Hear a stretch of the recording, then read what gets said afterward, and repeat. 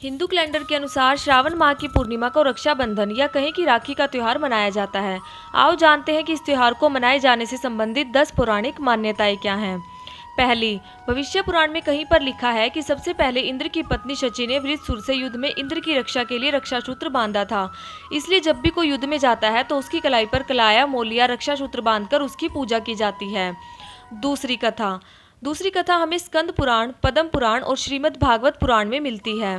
कथा के अनुसार भगवान विष्णु ने अदिति के गर्भ से वामन अवतार लिया और ब्राह्मण के वेश में असुर राज राजा बलि के द्वारा भिक्षा मांगने पहुंच गए।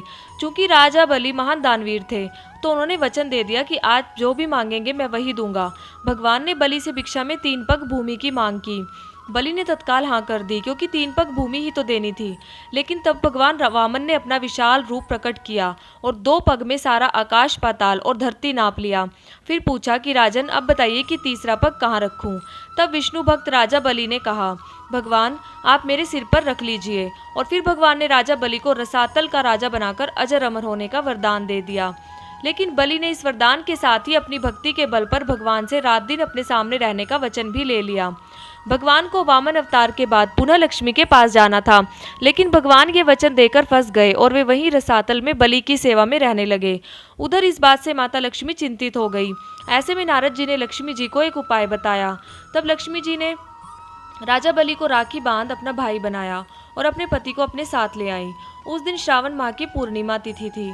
तभी से यह रक्षाबंधन का त्योहार प्रचलन में है। चौथी कथा, माना जाता है कि राजसूय यज्ञ के समय जब श्री कृष्ण ने शिशुपाल का वध कर दिया था तो तब उनकी उंगली से खून बहने लगा था। इसे देखकर द्रौपदी ने तुरंत ही अपनी साड़ी का एक टुकड़ा फाड़कर उनकी उंगली पर बांध दिया। इस कर्म के बदले श्री कृष्ण ने द्रौपदी को आशीर्वाद देकर कहा था कि एक दिन मैं अवश्य तुम्हारी साड़ी की कीमत अदा करूंगा।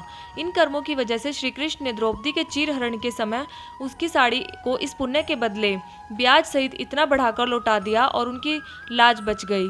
कहते हैं कि इसी के बाद रक्षाबंधन पर बहन द्वारा राखी बांधने की परंपरा की शुरुआत हुई थी।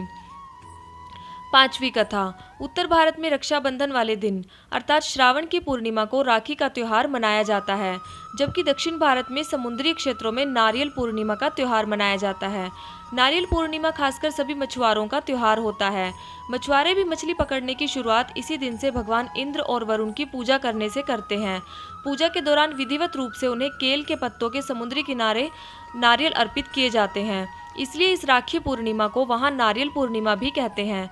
दक्षिण भारत में यह त्योहार समाज का हर वर्ग अपने अपने तरीके से मनाता है। इस दिन जनेऊ धारण करने वाले अपने जनेऊ बदलते हैं। इस कारण इस त्योहार को अबीतम भी कहा जाता है।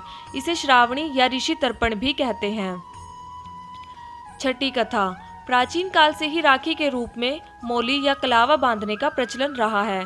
हाथ के मूल में 3 रेखाएं होती हैं जिनको मणिबंध कहते हैं। भाग्य व जीवन रेखा का उद्गम स्थल भी मणिबंध ही है। इन तीनों रेखाओं में दैहिक, दैविक व भौतिक जैसे त्रिविध तापों को देने व मुक्त करने की शक्ति रहती है। इन मणिबंधों के नाम शिव, विष्णु व ब्रह्मा हैं। इस तरह शक्ति, लक्ष्मी व सरस्वती का भी यहाँ साक्षात वास रहता है। जब हम कलावा का मंत्र रक्षा हेतु पढ़कर कलाई में बांधते हैं तो यह 3 धागों का सूत्र त्रिदेवों व त्रिशक्तियों को समर्पित हो जाता है, जिससे रक्षा सूत्र धारण करने वाली प्राणी की सब प्रकार से रक्षा होती है। 7वीं कथा, शास्त्रों का ऐसा मत है कि मोली या राखी बांधने से त्रिदेव ब्रह्मा, विष्णु व महेश तथा तीनों देवियों लक्ष्मी, पार्वती व सरस्वती की कृपा प्राप्त होती है।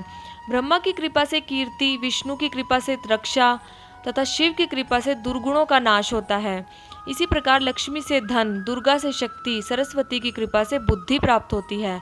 यह मोली किसी देवी या देवता के नाम पर भी बांधी जाती है, जिससे संकटों और विपत्तियों से व्यक्तियों की रक्षा होती है। यह मंदिरों में मन्नत के लिए भी बांधी जाती है। 8वीं कथा, संकल्प के लिए भी रक्षा सूत्र बांधा जाता है। जिस तरह कि राजा बलि ने 3 पग भूमि को दान में देने से पहले जल छोड़कर संकल्प लिया था कि मैं 3 पग भूमि दान करता हूँ, इसी तरह रक्षाबंधन पर हम बहन को उसकी रक्षा का वचन देते हैं।